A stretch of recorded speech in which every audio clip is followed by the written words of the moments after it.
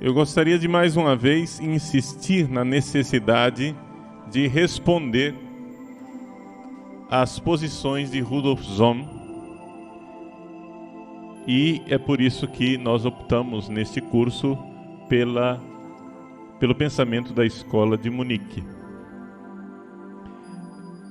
O pensamento de Rudolf Sohm ainda nos interroga, também aqui na América Latina, especialmente através do pensamento da teologia da libertação. Então eu vou fazer algumas citações do livro Igreja, Carisma e Poder, Ensaios de Eclesiologia Militante. É esse o subtítulo. Livro do Leonardo Boff, então, na época, Frei Leonardo Boff, publicado pela editora Vozes de Petrópolis.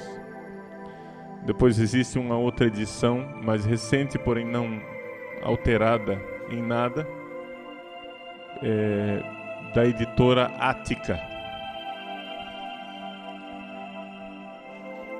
Eu vou ler diretamente, dando as citações, porém essas citações elas são insuficientes. Ou seja, eu aconselho vocês a procurarem um livro diretamente, porque pode ser que o Padre Paulo esteja fazendo essas citações de forma desonesta, não é?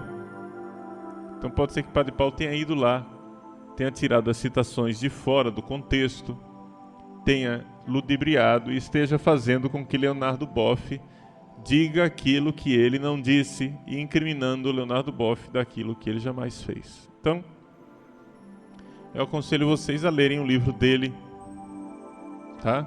Para ver se é realmente isso que ele está dizendo. Nós começamos então com a citação na página 26 e 27. Ele diz assim: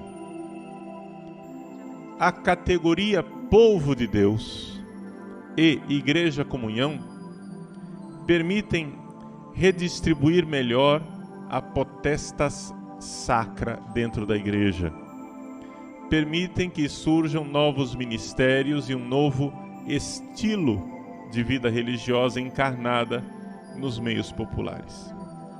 A hierarquia é de mero serviço interno e não constituição de estratos ontológicos que abrem caminho para divisões internas ao corpo eclesial e de verdadeiras classes de cristãos, sentido analítico. Então veja só,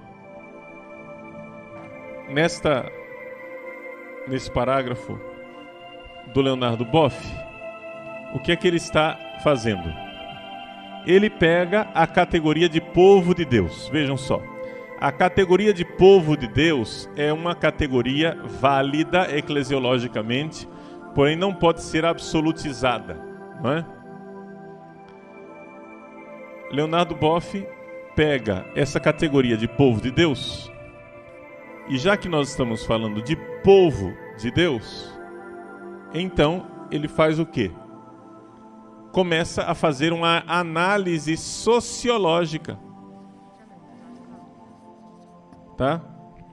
Então vejam só, primeira coisa, a tese de doutorado do padre Joseph Ratzinger foi a respeito desta categoria povo de Deus, em Santo Agostinho, não é? E o Joseph Ratzinger mostra abundantemente que esta categoria de povo de Deus é uma categoria veterotestamentária, ou seja, é uma categoria do Antigo Testamento, e que pode ser aplicada ao povo de Deus no Novo Testamento somente em termos de analogia. Ou seja, o povo de Deus já existia antes de Jesus Cristo. E o povo de Deus era o quê? Era um povo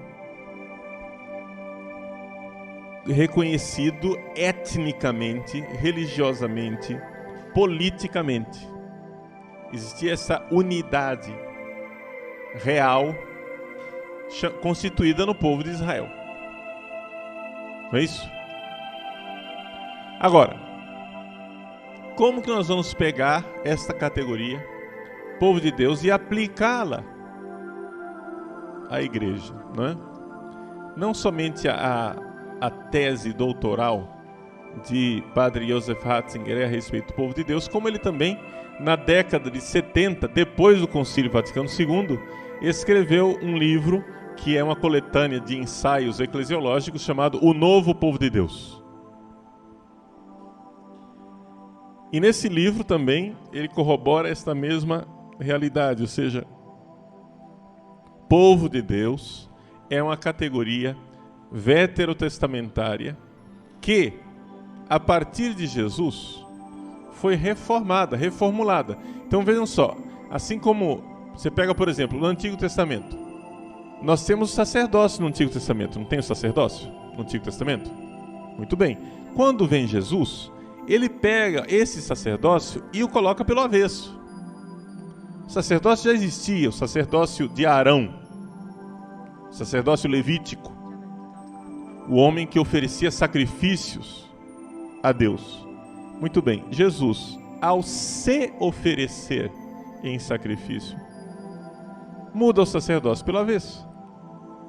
Vejam que é algo que revoluciona. Então você não pode pegar a categoria de sacerdócio pagão e aplicá-la plenamente dentro do cristianismo, porque não tem sentido nenhum. Estamos de acordo? Hein? Está de acordo? Agora, a mesma coisa acontece com a categoria povo de Deus. A categoria veterotestamentária de povo de Deus não pode ser aplicada no cristianismo de forma alguma. Primeiro porque nós estamos aqui não mais em vínculos de sangue, não é? Não estamos falando mais de uma raça, não estamos mais falando de um povo constituído politicamente, mas estamos falando de um povo que está disperso no mundo inteiro como fermento na massa. Portanto, um povo distinto pela fé e pelo batismo. Então, essa realidade de povo de Deus já não é mais, a partir de Jesus Cristo, uma realidade que pode ser analisada sociologicamente da mesma forma que nós analisaríamos o povo brasileiro. Existe algo de distinto aqui. Existe um vínculo invisível, que é a fé. Existe uma comunhão visível, que se manifesta de alguma forma na comunhão jerárquica, não é? Etc. Seja como for. O que é que Leonardo Boff faz? Ele vê que a Constituição Dogmática Lumen Gentium falou da categoria de povo de Deus. Ele interpreta o Vaticano II, como a maior parte dos teólogos liberais e até os tradicionalistas fazem, interpreta o Vaticano II como ruptura. E, portanto, a partir do Vaticano II, nós estamos falando de uma nova coisa. Nós estamos falando, não é, de uma nova forma de ser igreja, de uma reelaboração da igreja. Nós iremos ver nas outras citações dele que Leonardo Boff fala de eclesiogênesis. Nós vamos falar aqui de geração de uma nova igreja. Então, ele usa a categoria de povo de Deus para que se faça uma análise sociológica da igreja. E aqui nós já começamos a ver, não é, sinais da análise marxista que ele pretende fazer.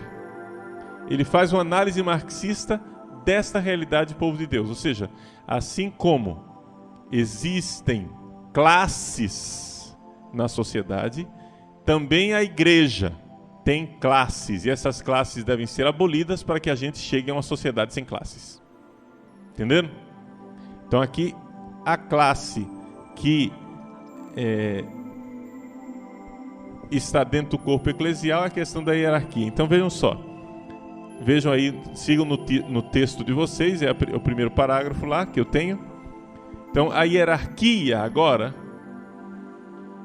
os padres e bispos, se eu vou analisar a coisa como povo de Deus, eu não vou olhar a hierarquia mais como potestas, mas como um serviço, não é? Ou seja, o clero serve ao povo, sem que se abra caminho para divisões internas ao corpo eclesial de verdadeiras classes de cristãos. Ora, quando ele usa a categoria classe para analisar o clero, a hierarquia, o que é que ele está fazendo? Ele está fazendo uma análise sociológica. Evidentemente está fazendo uma análise sociológica. Está dando para enxergar isso? Que ele está pegando uma categoria que não é eclesiológica, ele está pegando uma categoria que vem de uma outra ciência chamada sociologia e está aplicando dentro da igreja. O problema que se levanta, página 71, é se a atual estrutura de poder pode invocar diretamente origem divina nos mecanismos de diferenciação, papa, bispo, presbítero e leigo, ou se estes mecanismos procedem do inserimento histórico da igreja e da autoridade divina. Vejam que nessa época, o Frei Leonardo Boff ainda tinha medo de dizer as coisas abertamente. Então ele elabora frases desse tipo, não é? Onde ele faz uma pergunta. O problema que se levanta é se essa estrutura que está aí, papa, bispo, padre, leigo, é uma estrutura divina, ou se isso daí foi um inserimento histórico da igreja. Se você continuar lendo o texto, você vai ver que a resposta a isso daqui, não é que de fato ele acha que não é uma realidade divina. Mas essa conclusão ele leva você a tirar no texto. Entenderam? A coisa é feita de tal forma que ele vai semeando a dúvida e vai mostrando, veja, isso não é divino. Não é essa coisa de padre, de bispo, isso não é instituição divina. Continuando, página 84. Nenhuma comunidade subsiste sem um mínimo de instituição que lhe confira unidade, coerência e identidade. A instituição não é um em si, mas uma função em favor da comunidade de fé. Em decorrência disso, ela é sempre derivada, deve caminhar o mesmo passo das transformações históricas. A este processo histórico chamamos de conversão permanente.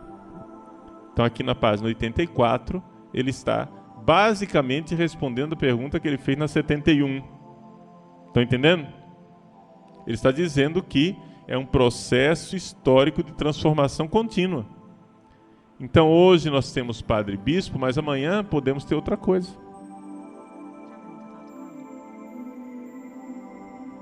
Página 87. Com a entrada na igreja dos funcionários do império que deviam assumir a nova ideologia estatal, processou-se antes uma paganização do cristianismo do que uma cristianização do paganismo. Ou seja, Boff está aqui assumindo a crítica que os protestantes fazem ao catolicismo. Para os protestantes, o que é o catolicismo? É o cristianismo que se paganizou. Ok? Então, essa coisa de bispo e de padre, o que é? É um inserimento histórico da igreja dentro de um processo que é o Estado pagão. Então, padre, bispo, papa, etc., isso daí é um esquema pagão, não deixado por Cristo, mas colocado dentro da igreja por causa da sua acomodação histórica ao Império de Constantino. Está entendendo? Página 87. A igreja até 312 era mais movimento do que instituição.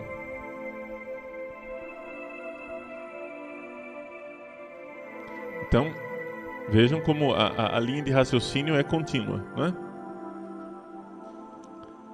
Página 99. Agora ele começa a terapêutica, não é? Como é que nós vamos então nos livrar desse problema da igreja pagã com esse sistema opressor de padre, bispo, né? A desintegração institucional é a condição sine qua non da participação do leigo na Igreja do Brasil. Quem ainda se preocupa pela instituição deixa de trabalhar para o futuro da igreja. Pode ser que ele não tenha dito isso, confira lá no livro, por favor. Pode ser que seja o malvado do Padre Paulo colocando, né, nos lábios angélicos de Frei Leonardo Boff uma coisa que ele não disse. Mas ele está dizendo aqui que ele deseja a desintegração institucional da igreja no Brasil. Ora, meus senhores, quando 20 anos depois nós vemos essa desintegração feita,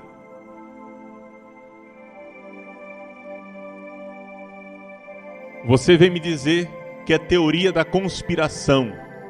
Não tem ninguém querendo desintegrar nada. Os caras anunciam: vamos fazer a desintegração institucional da igreja no Brasil. Para quê? Tirar o poder dos padres e dos bispos, colocar na mão dos leigos. Aí você vai e encontra isso feito, não só anunciado, feito 20 anos depois.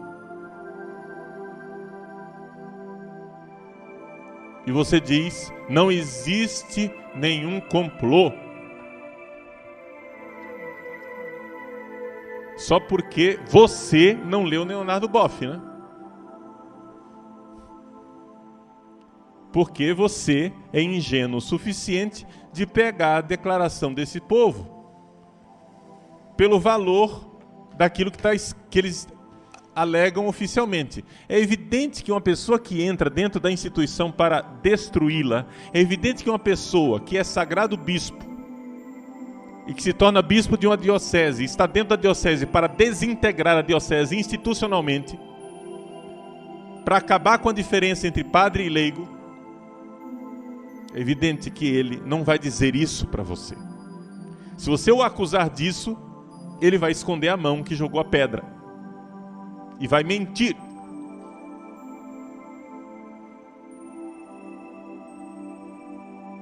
E, no entanto, há bispos que claramente fazem isto. Estão trabalhando para a desintegração institucional da igreja.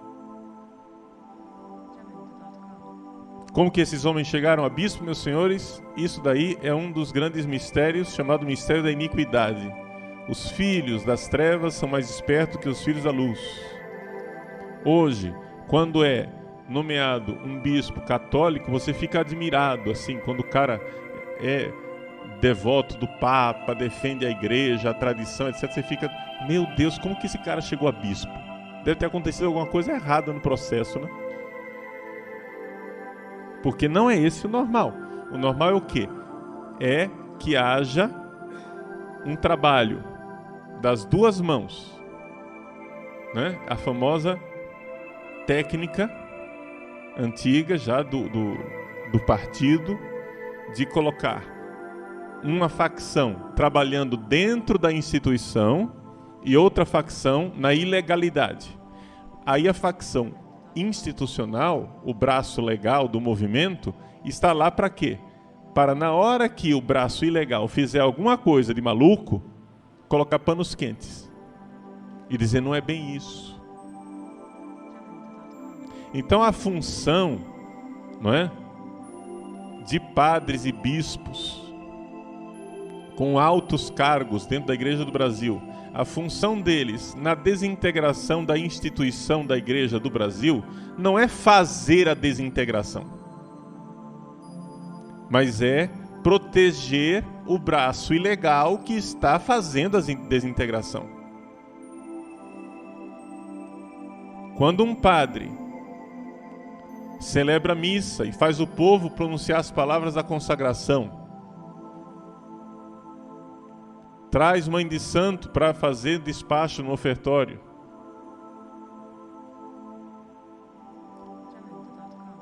e outras cositas más, né? Quando um padre faz isso, o bispo não vai apoiar, né? Se o bispo faz parte desse... Não estou dizendo que todo bispo faz parte desse processo revolucionário, né? Atenção, não estou dizendo isso. Só estou dizendo que se por acaso o bispo faz parte desse processo revolucionário, ele sabe que o papel dele é fazer cena de indignação. Ele fica indignado. Ah, mas ele exagerou, não precisa isso tudo. E não toma providência nenhuma. E o cara continua fazendo. Entendeu? A missão dele é pôr panos quentes. Mas ele vai continuar trabalhando para a desintegração institucional da Igreja no Brasil. Porque esse é o futuro que eles querem. Ah, mas nós não pensamos mais assim. Isso foi o Leonardo Boff. E teve gente que apresentou em sala de aula essa objeção aqui. Nós não pensamos mais assim. Isso foi o Leonardo Boff 20 anos atrás. Gente, como não pensamos mais assim? Experimenta fazer o que eu estou fazendo aqui e atacar o Leonardo Boff para você ver se não se erguem vozes mil querendo defendê-lo. Experimente dizer que o padre José Comblan, que escreveu O Povo de Deus, publicado pela editora Paulus e vendido em todas as nossas livrarias, vendido e jamais condenado. Experimente dizer que o José Comblan está nesse mesmo projeto e que aquele livro, O Povo de Deus, é um passo a mais, cada vez mais ousado, porque eles ficam cada vez mais ousados. É um passo a mais. Ele está dizendo mais claramente ainda do que o Leonardo Boff no Igreja Carisma e Poder. O Leonardo Boff no Igreja Carisma e Poder está fazendo isso ousadamente, mas comparado com o que se faz hoje, ainda timidamente. Porque isso é 20 anos atrás. Mas leia O Povo de Deus do Comblan para você ver. Podemos fazer o exercício em sala de aula, pegar citações do Comblan e trazer aqui. Porque não pensem que eu leio somente Ratzinger, tá?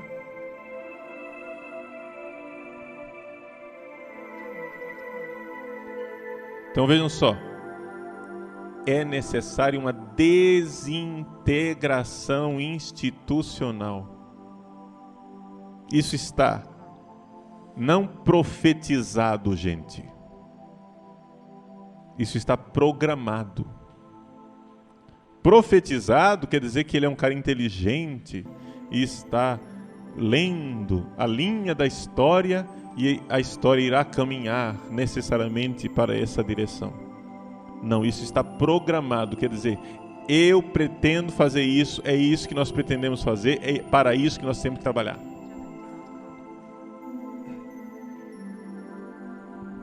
Página 106. É um título que está lá. Eclesiogênese, : da velha nasce a nova igreja. E isso está dito. Depois o pessoal fica perguntando, por que será que o Ratzinger malvado condenou esse livro?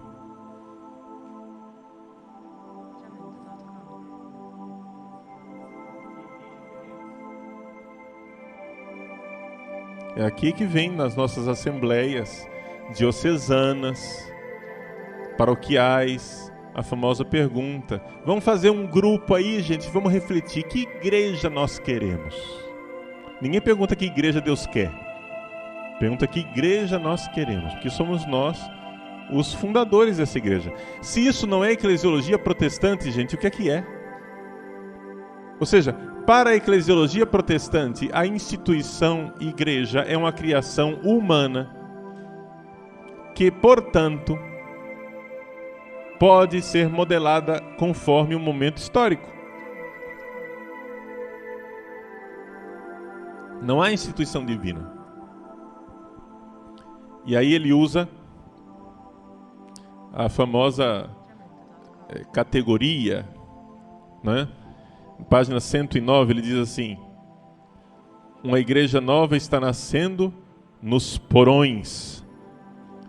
Nessa frase aqui, o Leonardo Boff está falando do Lumpenproletariat, né? Ou seja,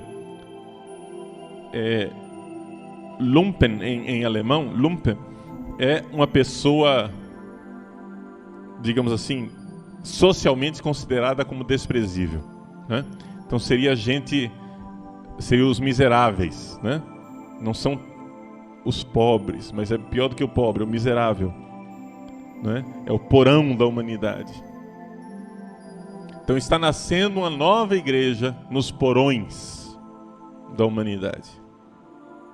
Então esse sonho marxista de que a partir dos mais pobres, dos desapropriados, dos expropriados, é que vai ser gerada essa nova igreja, né? Nova sociedade, sem classes.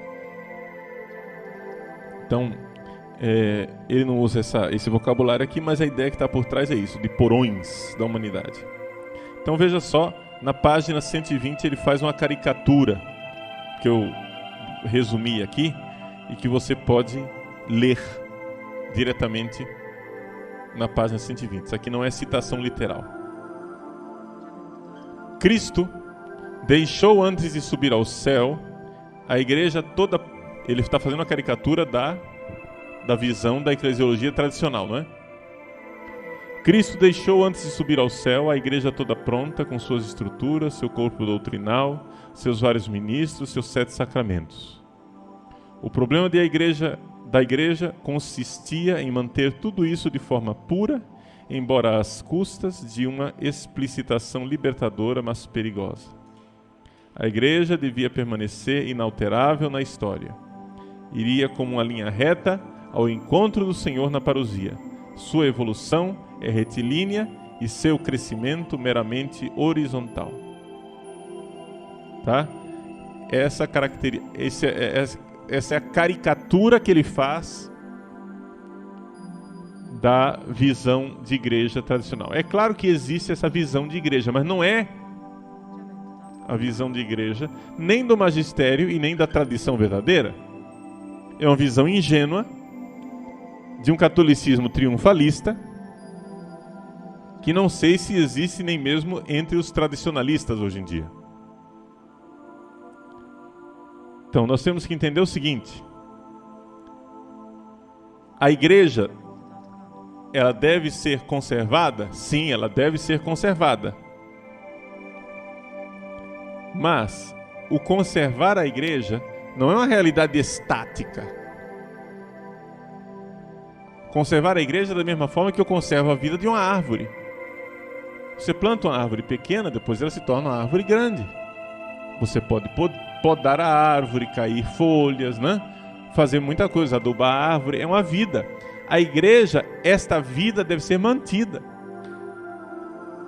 Jesus deixou a semente. Os apóstolos tinham a árvorezinha.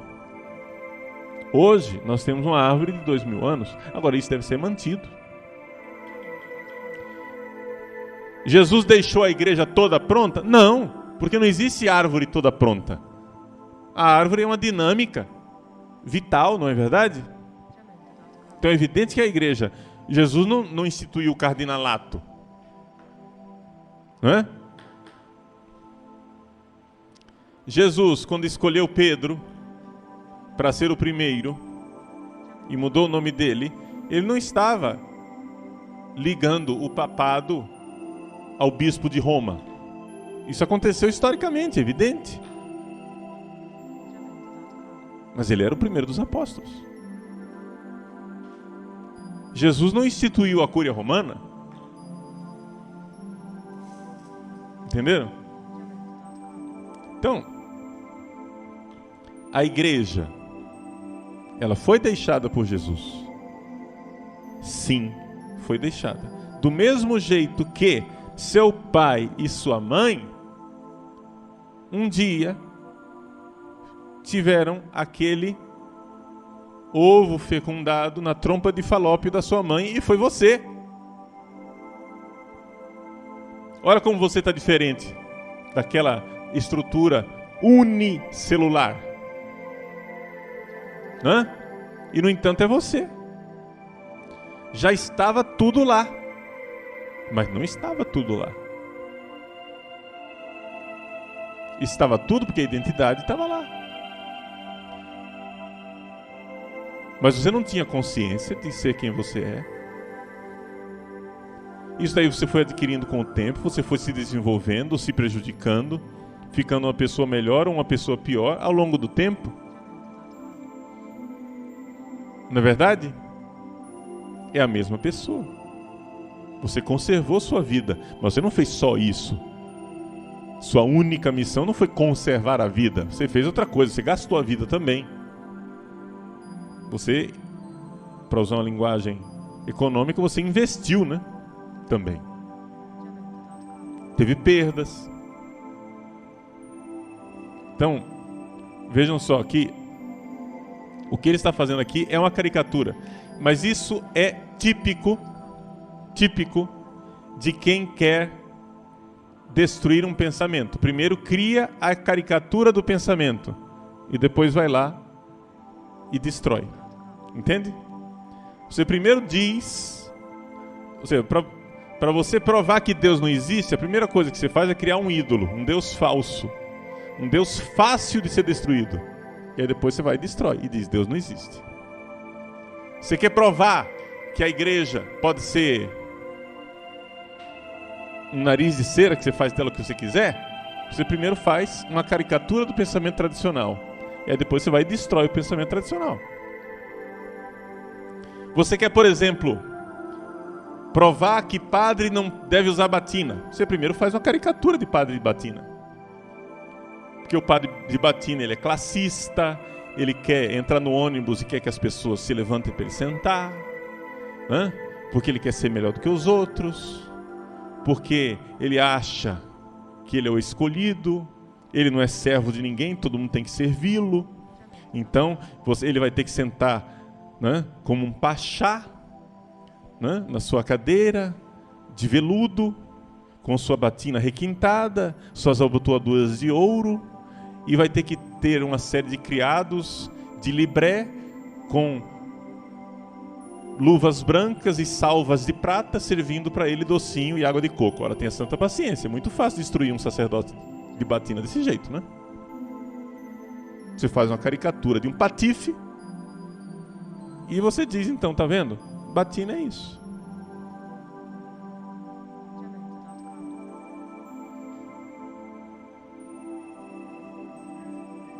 E vice-versa. Você vai e pega um padre que não usa batina e faz dele um devasso necessariamente, né? Se ele não usa batina é porque ele também está querendo ir para um motel, né? É muito fácil destruir do outro lado também. Então é por isso que eu digo para os senhores, por favor, peguem o livro Igreja, Carisma e Poder e leiam o livro. Porque quem sabe o Padre Paulo está fazendo isso com o Leonardo Boff. Tá? Quem sabe Padre Paulo está criando uma caricatura de Leonardo Boff, uma caricatura muito fácil de destruir. Tá? Quem sabe Padre Paulo está fazendo exatamente aquilo que ele está acusando Leonardo Boff de fazer. Então, por favor, vão ao livro.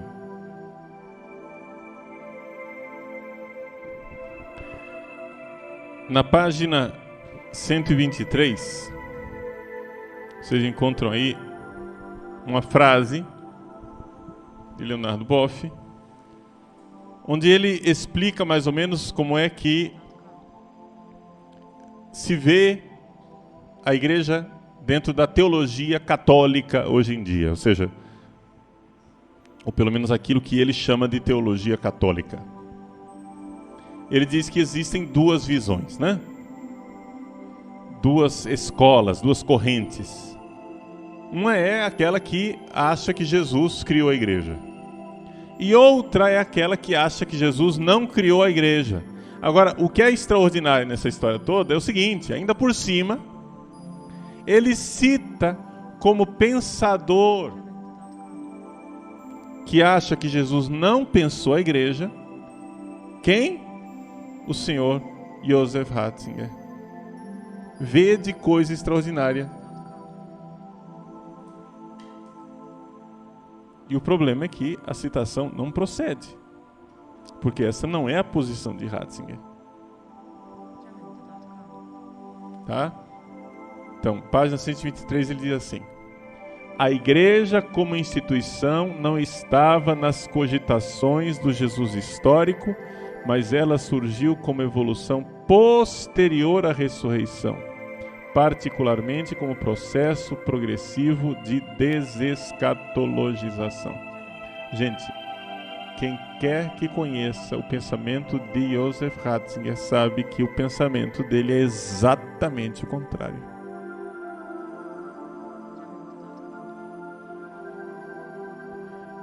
Leonardo Boff coloca aqui como nomes abalizados de exegetas católicos que pensam assim: Schnackenburg, né, etc, etc, Ratzinger, Hans Küng, e ele diz: e eu mesmo no campo da teologia sistemática. Nos inscrevemos nesta orientação. Bom, aqui trata-se de ir lá verificar a obra que é citada de Joseph Ratzinger para saber se o Ratzinger disse isso mesmo. Eu não tive acesso a essa obra citada, porque é um artigo,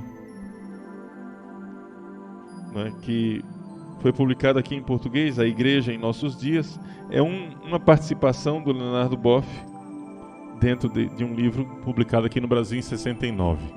Leonardo Boff, não, perdão, o Joseph Ratzinger, publicado em 69. Seria de se fazer essa pesquisa para ver exatamente aquilo que Ratzinger está dizendo ali. Conhecendo o pensamento de Ratzinger, e aqui não é porque é o pensamento do primeiro Ratzinger, o Ratzinger que era revolucionário, aberto e etc e tal. Não, conhecendo o pensamento de Ratzinger, né, desde o início, a coisa não é esta. Não é isto. Então, eu tenho razões suficientes para duvidar profundamente de que essa citação proceda. Não verifiquei porque não tive acesso ao livro. Tá? Se alguém quiser me ajudar depois de pesquisar o livro, né, é um favor que vocês me fazem. Mas seja como for, Ratzinger não serve para corroborar essa tese de que Jesus jamais pensou a igreja. Essa é a tese, gente, da teologia protestante liberal. O pensamento de Ratzinger é exatamente o contrário. Ratzinger diz assim: se nós ficarmos perguntando se Jesus quis ou não quis fundar a igreja, nós estamos fazendo a pergunta errada.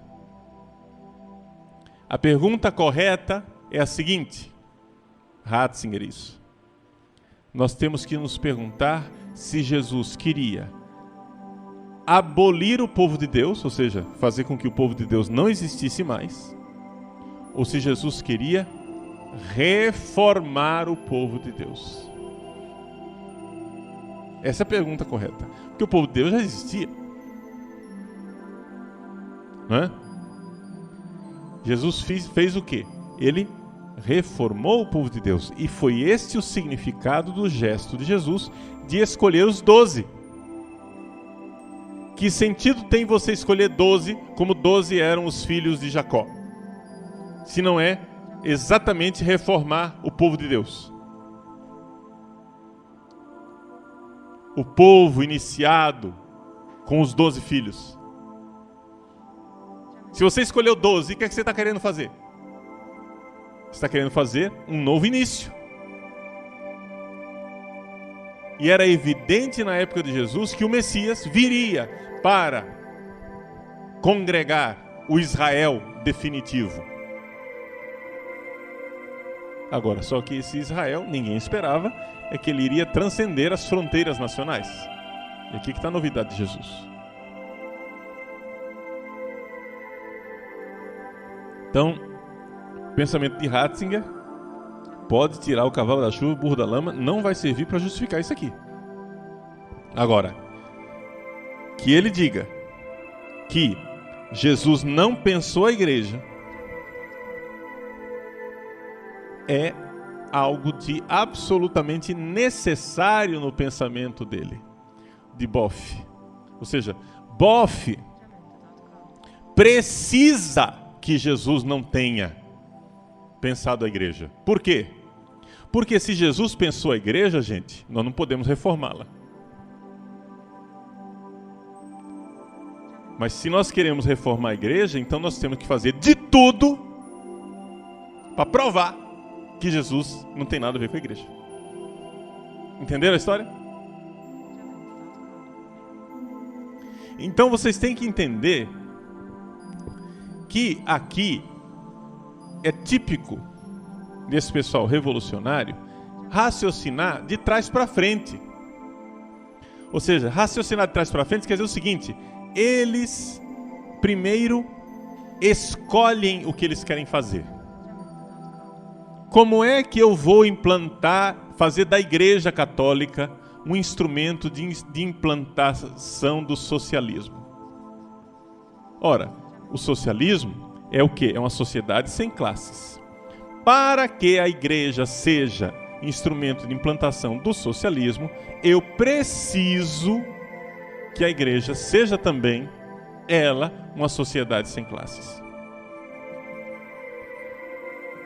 Agora, o problema é que a Igreja realmente, segundo a análise deles, não é sem classes, porque a Igreja tem uma hierarquia.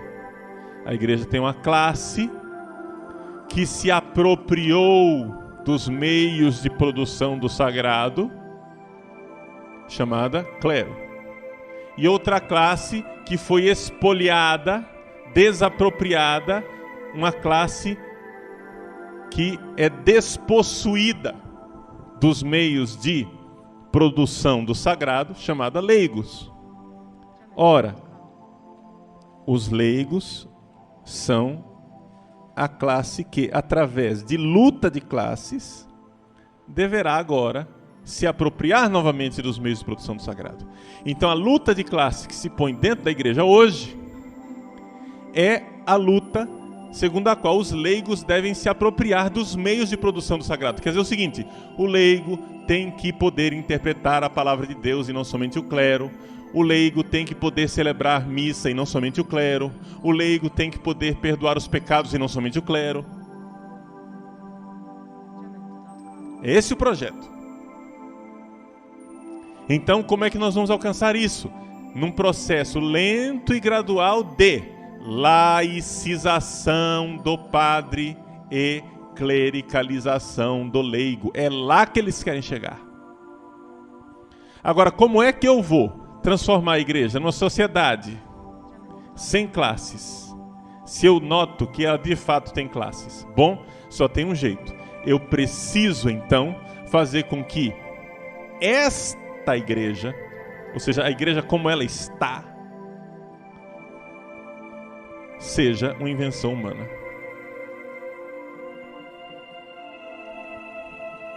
e que Jesus não tenha nada a ver com isso. Eu preciso, de alguma forma, desvincular a igreja de Jesus. E então, agora eu vou arranjar argumentos para provar que Jesus não quis a igreja. Ponto. O raciocínio é feito de trás para frente. Ele só não é apresentado de trás para frente. Como é que eles apresentam isso? Eles pegam o Novo Testamento e começam com dúvida metódica em cima de tudo aquilo que vincula Jesus à igreja. Jesus escolheu os 12. Eu duvido. Jesus escolheu Pedro. Isso não aconteceu. Jesus disse, ide por todo mundo. Isso ele não fez. Então você vai e transforma tudo aquilo que vincula Jesus à igreja, você põe a dúvida. Agora, gente, é muito fácil duvidar. Vocês compreendem que é muito cômoda essa posição da dúvida? Eu posso duvidar até da existência do mundo, se eu quiser. Quanto mais de um fato acontecido há 2000 anos atrás. Então, metodicamente, é muito fácil duvidar.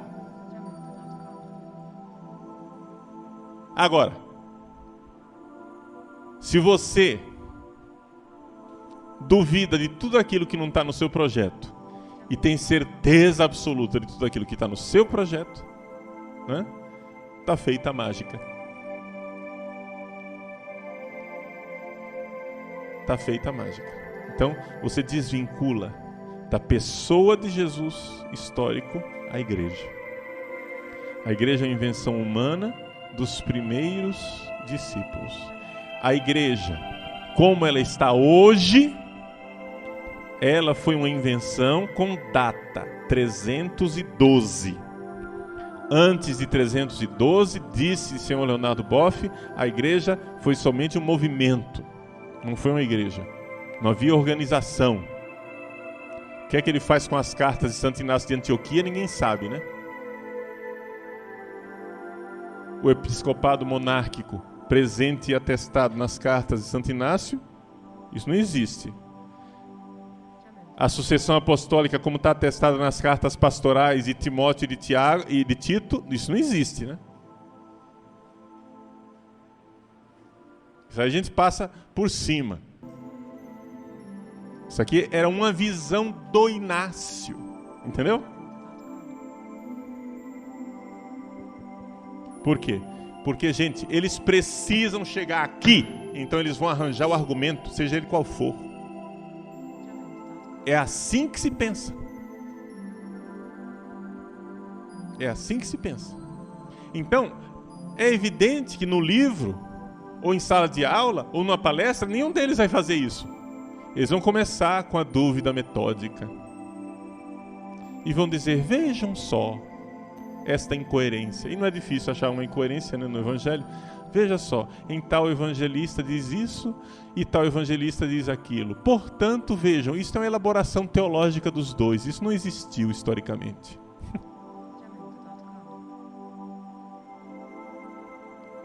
Por que é que São Paulo usa a palavra apóstolos para tanta gente nas igrejas que ele fundava e não usa somente para os 12?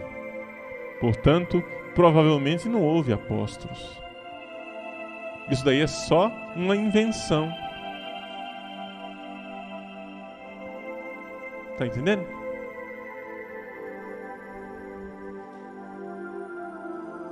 É uma invenção.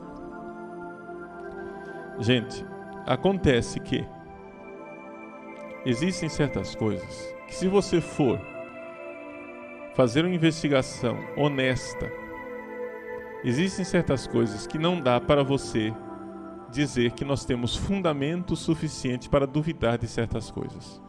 Vocês peguem o senhor Joaquim Jeremias, para não dizer que é só o quadrado do Joseph Ratzinger. Peguem o Joaquim Jeremias, que é exegeta, protestante, tá? Não precisa nem ser católico. Exegeta protestante. Passou a vida inteira pesquisando aquilo que nós poderíamos dizer que com certeza absoluta eram as ipsíssima verba Christi. Ele não tem dúvida nenhuma, por exemplo, de que Jesus pronunciou a palavra Abba, Pai. E que, portanto, Jesus tinha uma relação filial com Deus diferente de todo mundo. Ele tinha consciência de que ele era o Filho. E aí, você vê toda a realidade da consciência de Cristo como Filho de Deus. Só que aí os caras vão e perguntam assim: Jesus sabia que ele era Deus? Hã? Ora, se você faz a pergunta errada, é evidente que você vai achar a resposta errada. Se você pergunta se Jesus sabia que ele era Deus, a pergunta está errada. Por quê? Porque a palavra Deus, no Novo Testamento, ela designa quem? Deus Pai. Então é evidente que Jesus não era Deus Pai. Agora, se você faz a pergunta certa e pergunta se Jesus sabia que ele era o Filho, é inquestionável, através do Abba, Pai, que Jesus era o Filho. Se você pergunta, Jesus quis fundar a igreja? Se você faz essa pergunta, é evidente que você vai encontrar a resposta errada. Por quê? Porque através da pergunta se Jesus queria fundar a igreja, você vai ter que achar o cartório, o registro do CNPJ, etc., né? Todos os atos fundacionais de uma instituição jurídica chamada igreja que Jesus colocou aqui nesse mundo. Agora, se você faz a pergunta certa, se Jesus quis acabar com o povo de Deus, ou quis reformá-lo, o fato histórico inquestionável de que Jesus escolheu 12. Vejam só, eu não estou usando a palavra apóstolos, hein? Porque a palavra apóstolos provavelmente é uma palavra, é possível que tenha aparecido depois. Mas os documentos que nós temos, os mais antigos, e pelo princípio de múltipla atestação, né, nós temos certeza absoluta de que havia uma realidade chamada os 12. Por quê? São Paulo, por exemplo, na carta aos Coríntios, dos primeiríssimos documentos do Antigo Testamento, já fala de 12. Depois, os outros evangelistas que não conheciam, Marcos fala claramente que ele fez 12, né? Ele constituiu 12 para que estivessem com ele. Então, essa linguagem de os 12, olha, São Paulo não conhecia o Evangelho de Marcos. E São Marcos nunca leu as cartas de São Paulo. Marcos é o Evangelho mais antigo. As cartas de São Paulo são antiquíssimas. Um não conhecia o outro. Que complô é esse deles dois começarem a falar de os 12? Entendem? É um complô, né? Deve ser. Gente, não tem acaso. Como dizia Chesterton, se um elefante tem tromba, tudo bem. 2 elefantes têm tromba, é uma coincidência. Agora, que todos os elefantes tenham tromba, é um complô. É um complô. Ou seja, que todos os livros do Novo Testamento só falem, quando falam de alguma coisa, só falem de 12. Nenhum deles fala de que eram 20, nenhum fala que eram muitos. Não, falam de 12. Como grupo estável. Ora, eles não tiveram prazo para conseguir combinar um negócio desse. Eles não conheciam os livros uns dos outros para combinar um negócio desse. E tão cedo não tinha internet. Ó, gente, nós vamos inventar aqui uma lorota. Faz de conta que Jesus inventou 12. Gente, não é possível. Não é possível. Ele escolheu os 12. E ao escolher os 12, o que é que ele estava fazendo, Gracinha? Fala pra mim, meu bem, o que é que ele estava fazendo? Engraçadinho. Ele estava fazendo algo que tinha a ver com os 12 filhos de Jacó. Não tem como fugir desse negócio, gente. Ele estava reformando o povo de Deus.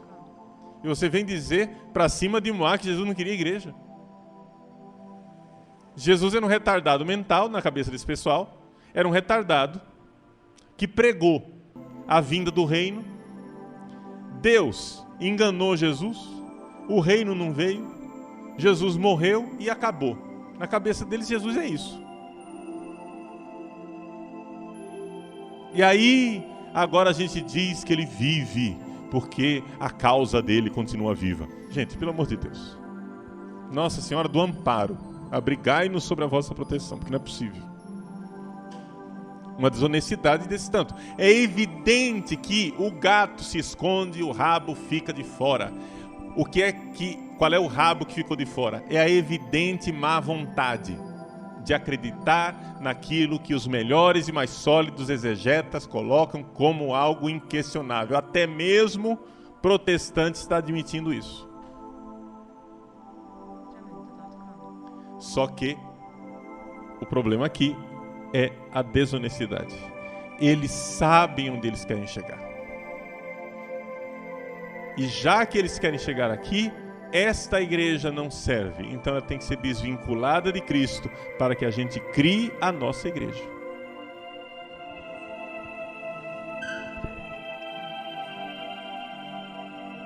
A pergunta é se isso faria com que tivesse que nascer uma nova Bíblia. Não, não é uma questão de nova Bíblia.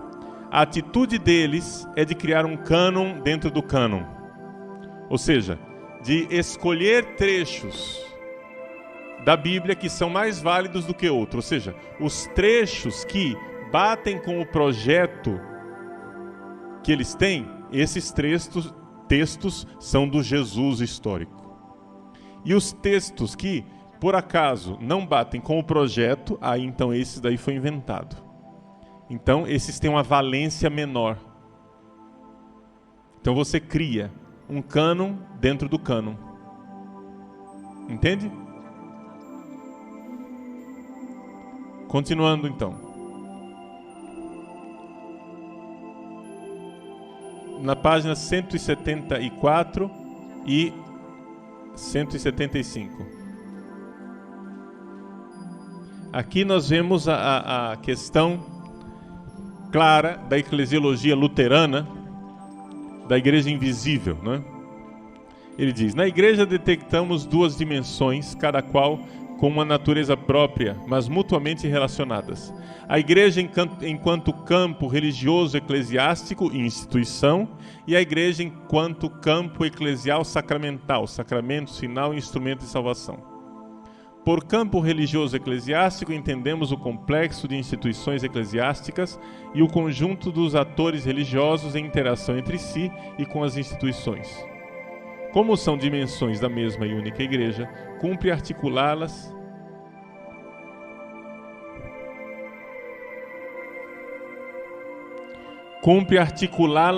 bem,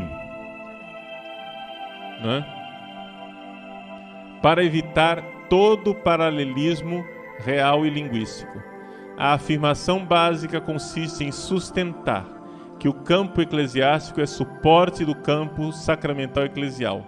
A instituição é o veículo para o sacramento. A visibilidade social da igreja torna palpável a graça e o reino de Deus. Então vejam só. Uma coisa é veículo da outra. Portanto, a igreja institucional, na eclesiologia protestante e na eclesiologia de Leonardo Boff, a igreja institucional, ela é uma invenção humana que é veículo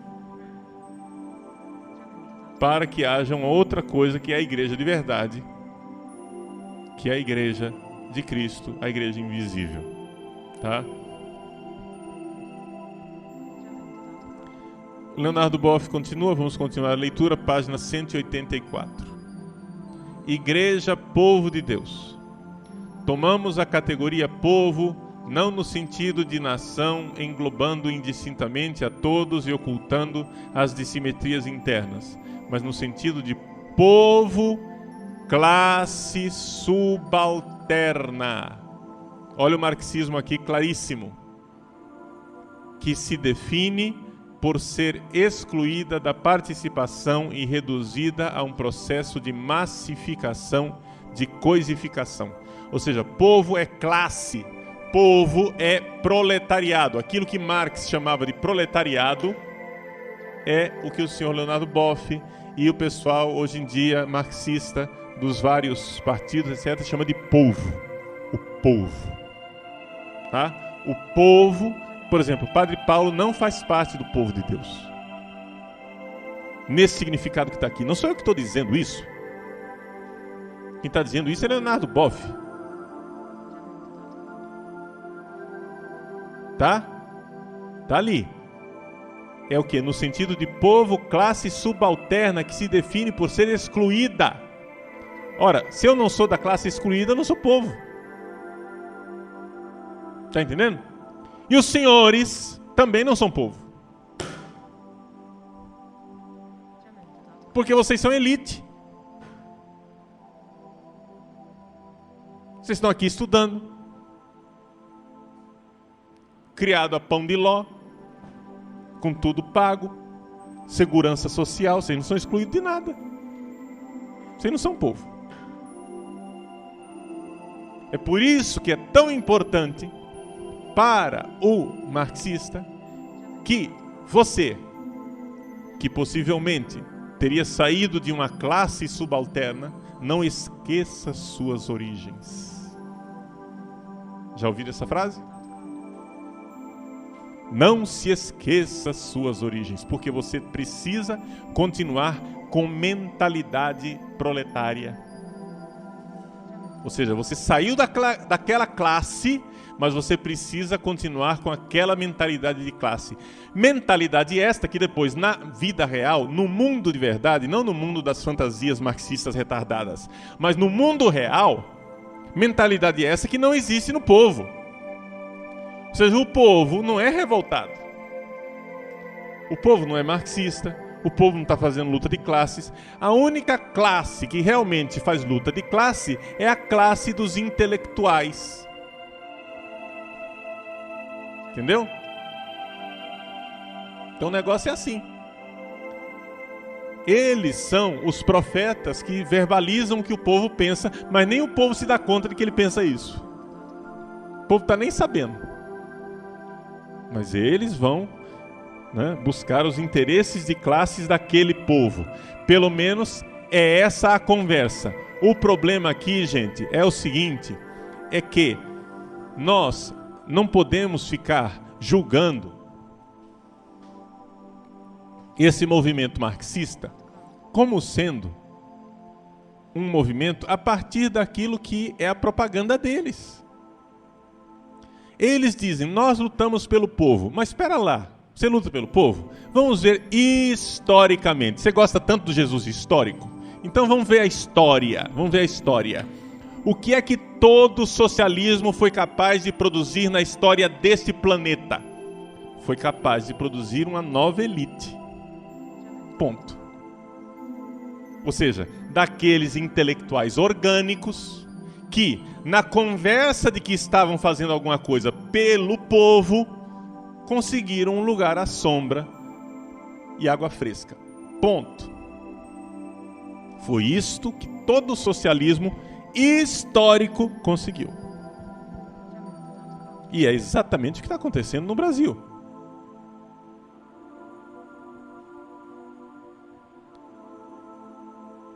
Estão lutando pelo povo. Enquanto isso, na Bate-Caverna, né? Enquanto isso, na Bate-Caverna, a gente, né, consegue um troco, um lugarzinho melhor. uma situação mais favorável, né?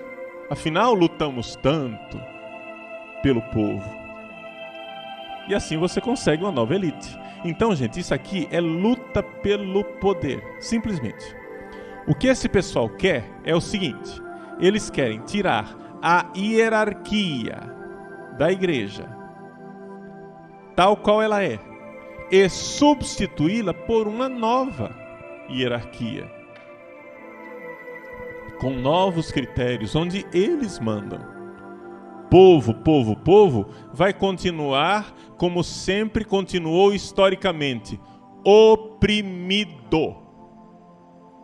E isto se comprova historicamente. Ponha o poder na mão de um libertador, bispo, padre, etc e tal, e você vai ver o povo mandar? Duvido. Duvideodó. Historicamente, o povo termina mais oprimido do que se tivesse um padre romano.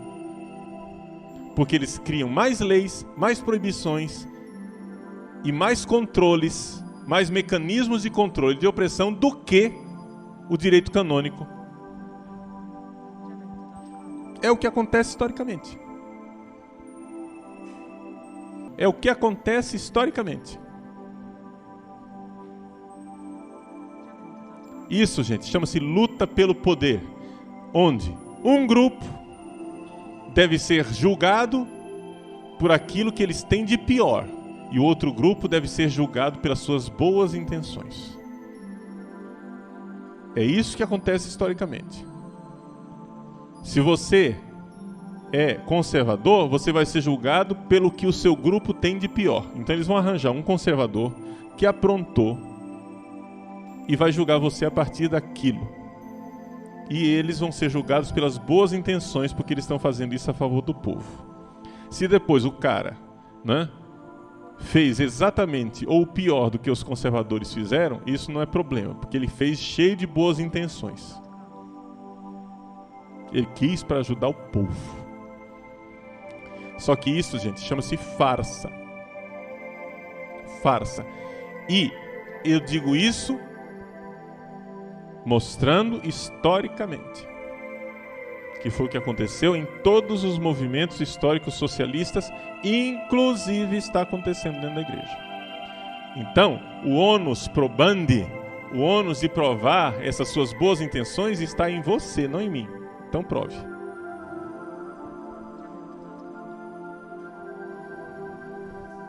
Então vejam só.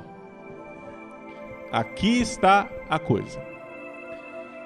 Ele diz, e diz com clareza, que ele quer uma nova igreja. Tá? Página 184. Trata-se de uma verdadeira eclesiogênese, gênese de uma nova igreja. Aí ele vê o que ele diz, põe as mãos na frente e diz: mas não diferente daquela dos apóstolos e da tradição, que se realiza nas bases da igreja e nas bases da sociedade, vale dizer, nas classes subalternas depotenciadas religiosamente, sem poder religioso, e socialmente, sem poder social. Analiticamente, o que é analiticamente? Análise marxista. Analiticamente importa captar bem a novidade.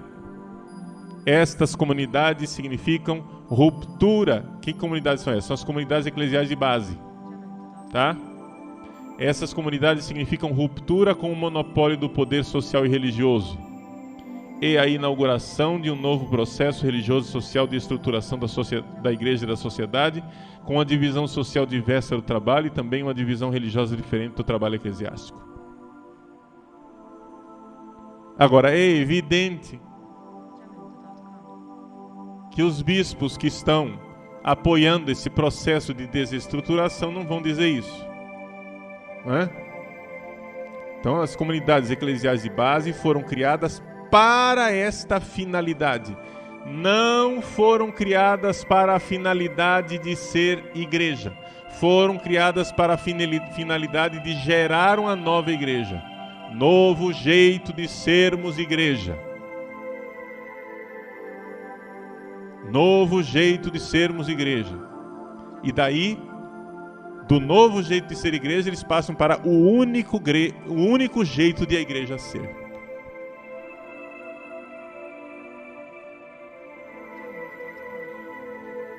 Começam a falar de pluralismo e passam para o monopólio.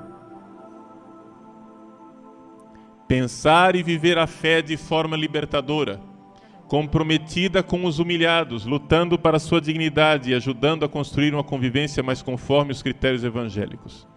Esta opção se impõe de forma cada vez mais iniludível em todas as comunidades de base, seja em meio rural, seja em meio suburbano. As divisões não se produzem normalmente no nível da fé, dos sacramentos ou da direção, mas no nível do engajamento com a realidade. Poderíamos dizer que se constrói sobre esta opção: una optio, uno grex.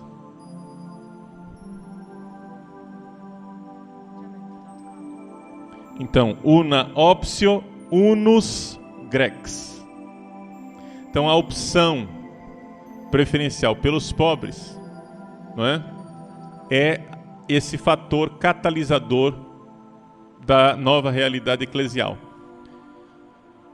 O cardeal Joseph Ratzinger, no seu livro A Fé em Crise, diz que, e eu concordo com ele, que esta questão de opção preferencial pelos pobres é somente uma formulação linguística para dizer algo chamado luta de classes, ou seja, engajamento na luta de classes. Opção preferencial pelos pobres quer dizer isto: você está engajado do lado da classe proletária dentro da luta.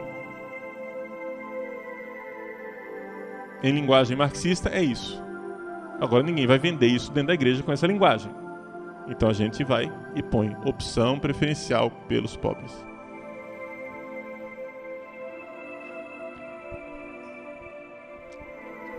Foi mérito de Max Weber ter mostrado que a urbanização contribuiu para a racionalização da religião, quer dizer, proporcionou um corpo de peritos encarregados da preservação, codificação e exegese oficial. Uma reflexão teológica que não tome em conta esses dados corre risco de exercer um papel objetivamente ideológico e mistificar fenômenos que podem ser clarificados por razões históricas identificáveis. Então ele está dizendo o seguinte, que a visão de igreja do padre Paulo Ricardo é ideológica e mistificadora, não é? A visão de igreja de Ratzinger, da teologia tradicional, é mistificadora, porque quer colocar coisa de Deus onde não tem nada de Deus. É simplesmente um processo social que aconteceu. Então essa série de peritos que existem, de especializados, é simplesmente absurda. Vejam, eu não vejo que ninguém esteja defendendo absolutamente nada, é uma questão de casta eclesiástica, de peritos. Estamos aqui simplesmente ficando com aquilo que sempre foi a igreja. Ninguém é melhor do que os outros, mas cada um tem o seu papel. Nós somos um corpo, o corpo é diversificado. E essa é uma das razões pelas quais se abomina a linguagem de corpo místico de Cristo para falar da igreja. Por quê? Porque corpo é diferenciado. E isso daria margem para quê? A criação de classes. Porque sempre a questão sociológica por trás, né?